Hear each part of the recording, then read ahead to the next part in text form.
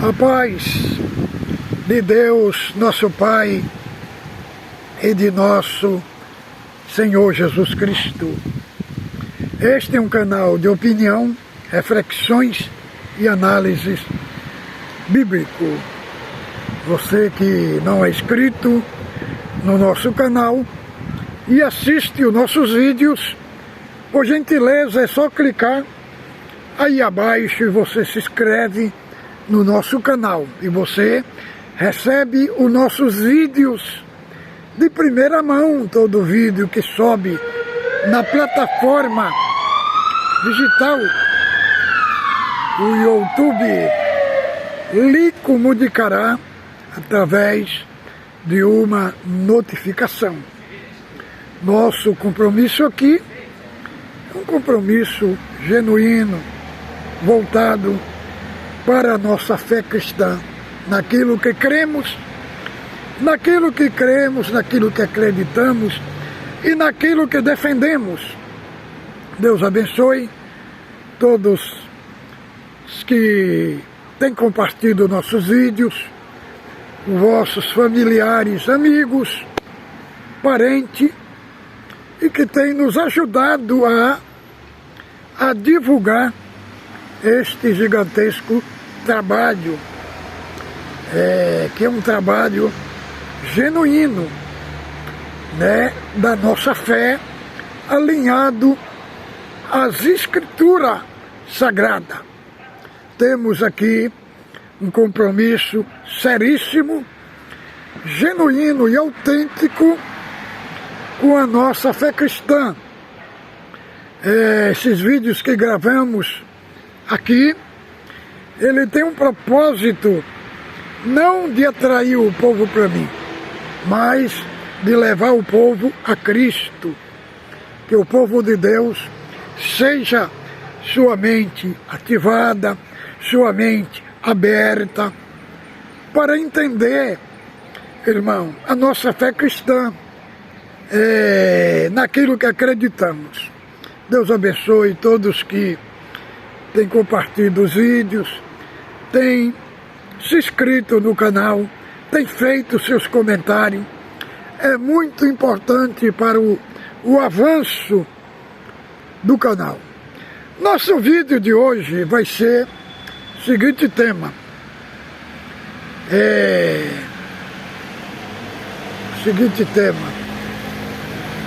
Qual é o motivo da decadência da CCB?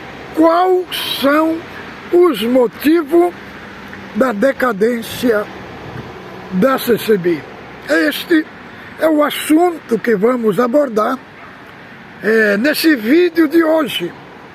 Irmão, primeiro aspecto que vamos abordar aqui, qual é o motivo da decadência da CCB, é que a CCB não tem, irmão, uma posição teológica definida na sua fé, na sua confissão de fé.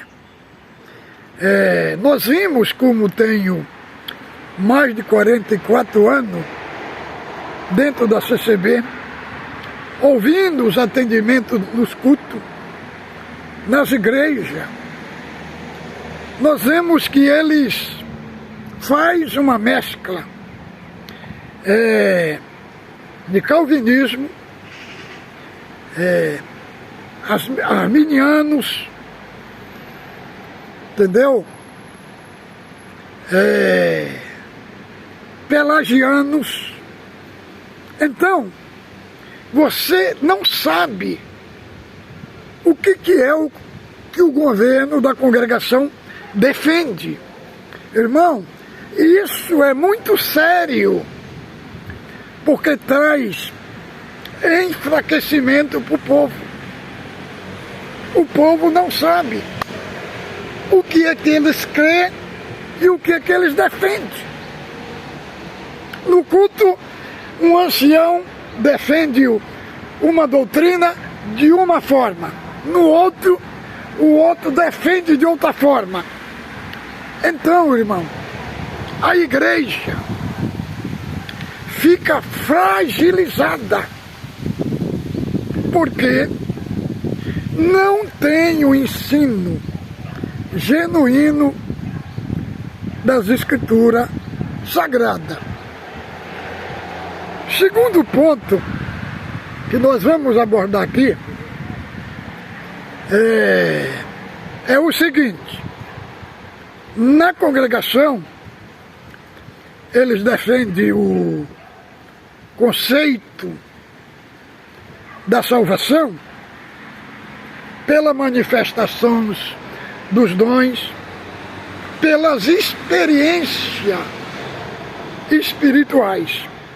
Então, irmão, manifestação de dons e experiências espirituais não define o conceito da salvação, porque as experiências espirituais, como milagres, libertação, maravilhas, na Bíblia elas não estão inseridas no contexto da salvação.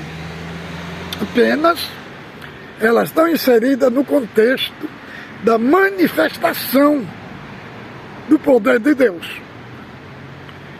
Cristo fez muitos milagres, fez muitas maravilhas, mas o que ele fazia, irmãos, tinha um objetivo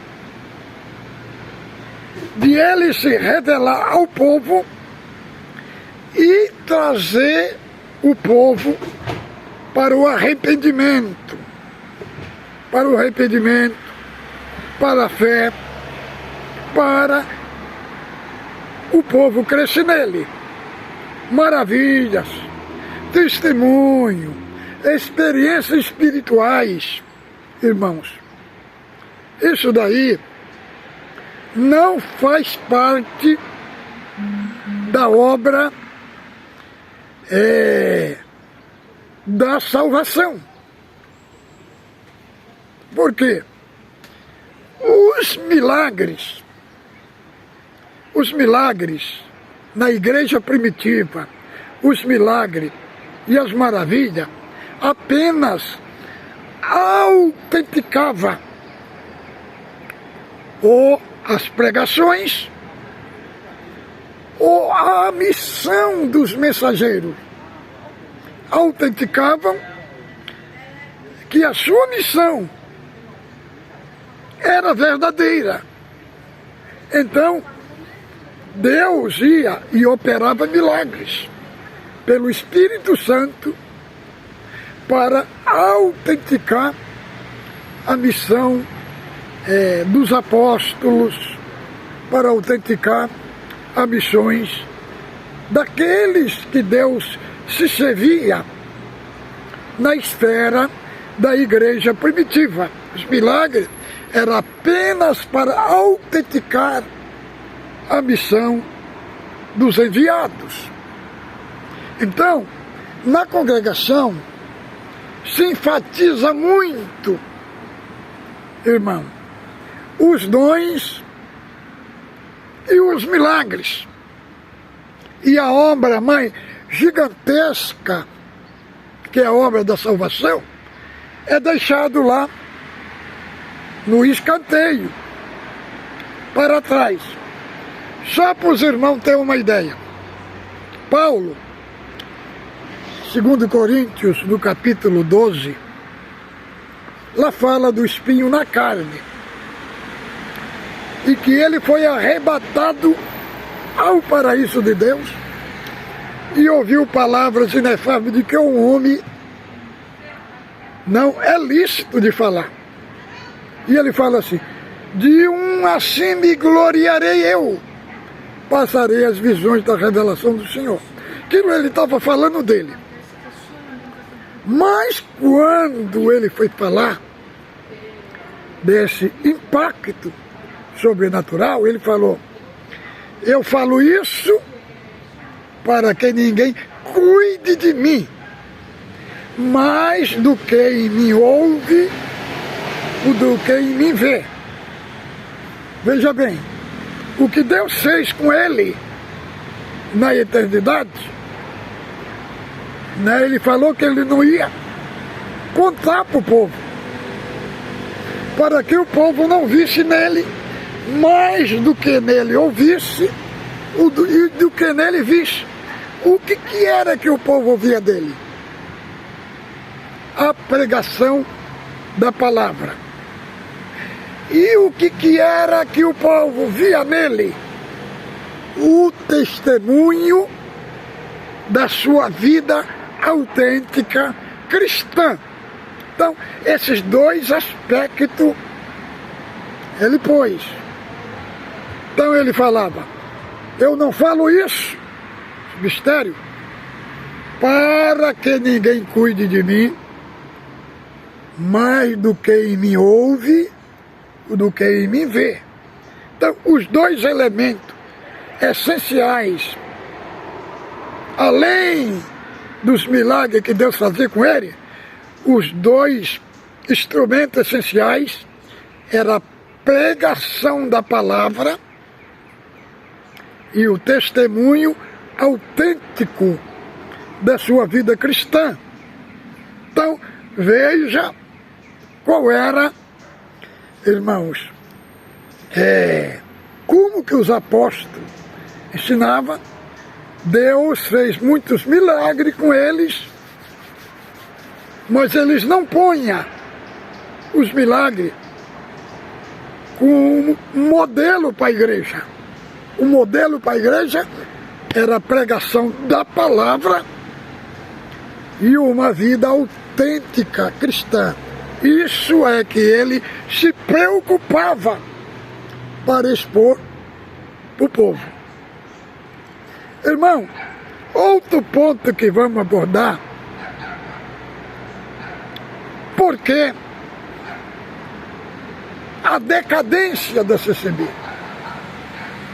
porque não tem o ensino bíblico, não tem o ensino sistemático das Escrituras Sagradas, entendeu? Para a igreja. E a igreja, ela fica, irmãos, fragilizada, sem ter instrumento para defender a sua fé, para defender aquilo que crê. Então, quando se encontra no meio cristão, com os pastores, com os cristãos em geral, eles não sabem responder às perguntas que são feitas para eles. Por quê? Porque eles não têm uma base teológica, não têm uma base sólida naquilo que crê, e fica entregue ausentes de toda a doutrina. Como Paulo falou lá, conselho que deu lá na igreja de Éfeso, no capítulo 4, lá do verso 12 até o 15, quando ele fala para nós não ser meninos levados de um vento para outro lado. Ali ele usa a expressão de um barco, né, irmão? De um barco no meio do mar e a tempestade soprando e o barco indo para um lado, indo por outro. Isso ele faz essa analogia para se referir aos ataques dos falsos mestres. Então, não sejamos como menino, ali é um sentido negativo de um menino, né? Nós temos que ser menino, mas no sentido da humildade, mas ali ele enfatiza o ponto negativo do menino, de uma criança. Então, ele fala ali de uma igreja imatura, de uma igreja despreparada, de uma igreja sem um ensino sólido, que é levado de um lado para o outro. Por quê, irmão? Porque não tem um ensino sólido, uma base sólida, igual está escrito aqui em 1 Coríntios, abre aí a sua Bíblia para nós fazer aqui uma pequena reflexão. 1 Coríntios 3, do 10 até o 14. Segundo a graça que me foi dada, lancei o fundamento, como prudente construtor. Em outras versões, como prudente arquiteto.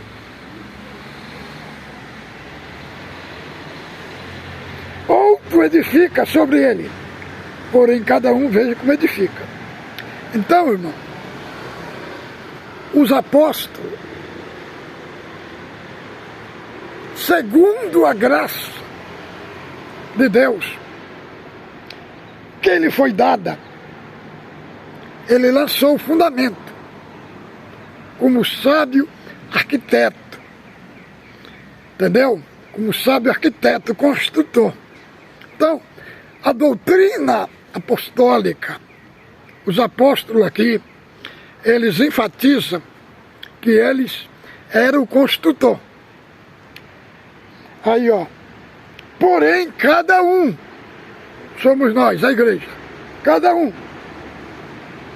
veja como edifica, porque ninguém pode lançar outro fundamento além do que está posto, o qual é Cristo Jesus. Contudo, se alguém edificar outro fundamento de ouro, prata, pedra preciosa, madeira, feno e palha, manifesta, tornará a obra de cada um. O dia demonstrará, porque pelo fogo será revelado. E qual seja a obra de cada um, o próprio fogo provará. Irmão, aqui Paulo, desde o capítulo 3, do verso 1, ele ilustra, né, o fundamento, a pregação, como leite e como carne, mantimento para a igreja. Depois, ele vai ilustrar como a lavoura, como a semente. E aqui, ele vai ilustrar a pregação da palavra, do ensino genuíno, como ouro, prata e pedra preciosa, feno e palha e madeira. Aqui ele enfatiza feno, palha e madeira como os ensinos falsos, como os ensinos que não são verdadeiros. Então, ele fala aqui que ouro, prata preciosa e joia são ensinos genuínos. Então, o que você colocar no fundamento, vai vir o fogo. O fogo é o juízo de Deus, que vai vir sobre os pregadores, sobre o material que eles estão colocando no fundamento. Se é um material genuíno ou se é um material falso. Então, os materiais vão passar pelo fogo. O que passar pelo fogo e permanecer, é porque é um ensino genuíno. O que não é ensino genuíno vai provocar dano, irmão. Vai provocar dano, vai trazer vergonha sobre os pregadores. E aí, ele vai dizer, se a obra de alguém se queimar, sofrerá dano. Mas esse mesmo será salvo todavia como pelo fogo. Não sabeis, olha, aí no 16 vai fazer, não sabeis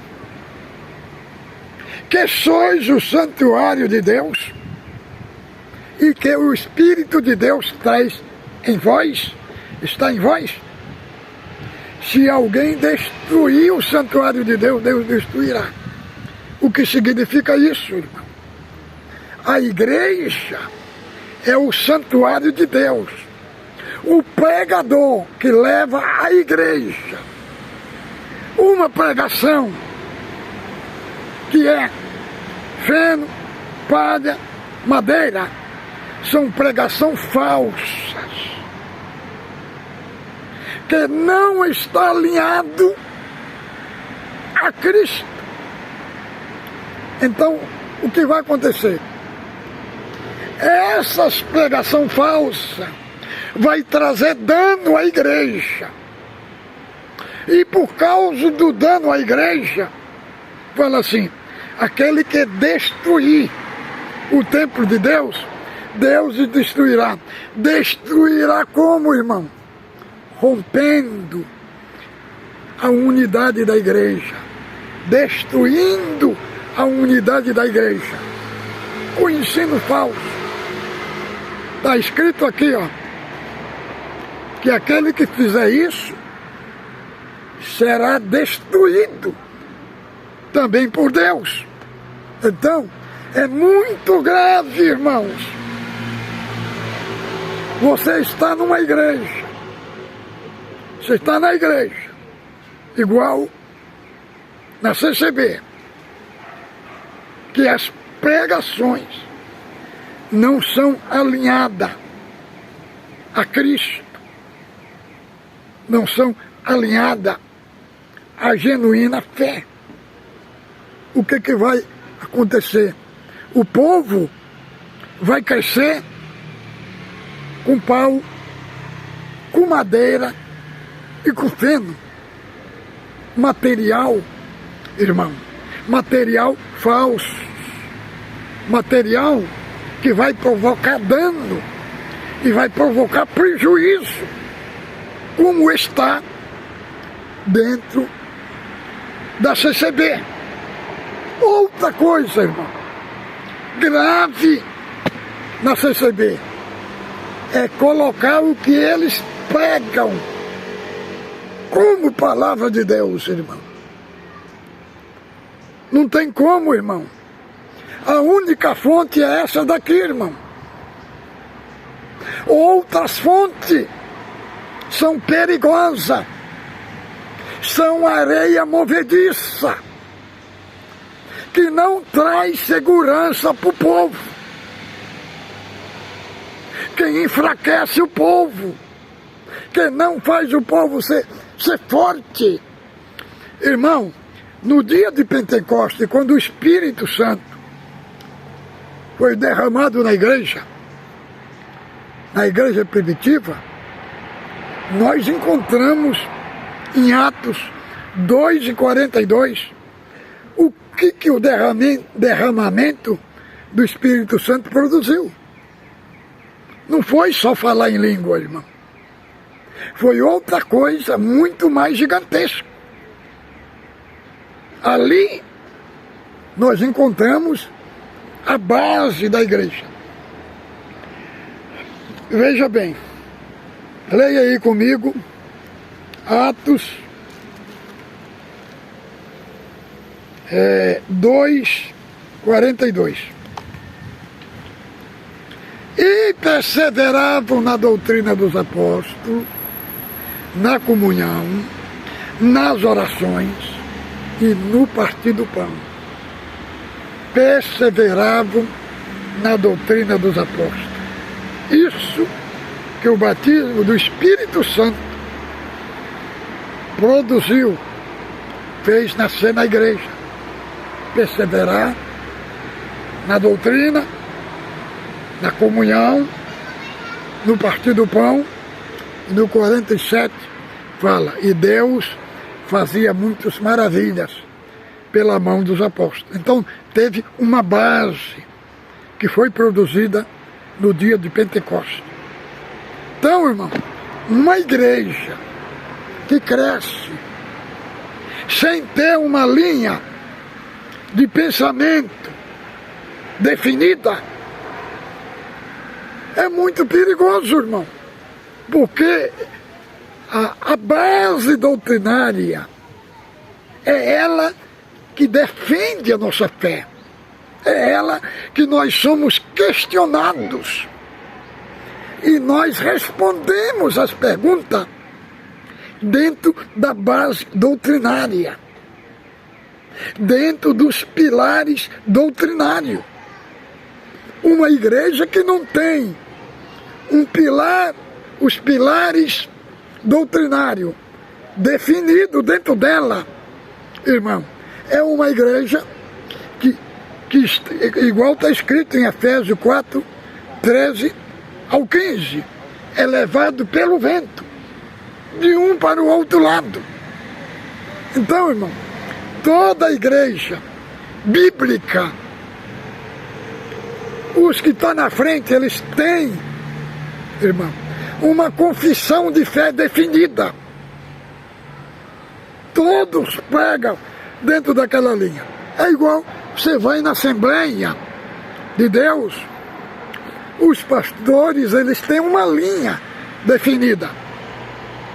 Você vai na Batista, eles têm uma linha definida. Todo questionamento argumentativo que é levantado contra eles, ele tem aquela linha definida para defender. A presbiteriana também. Então, irmão, os motivos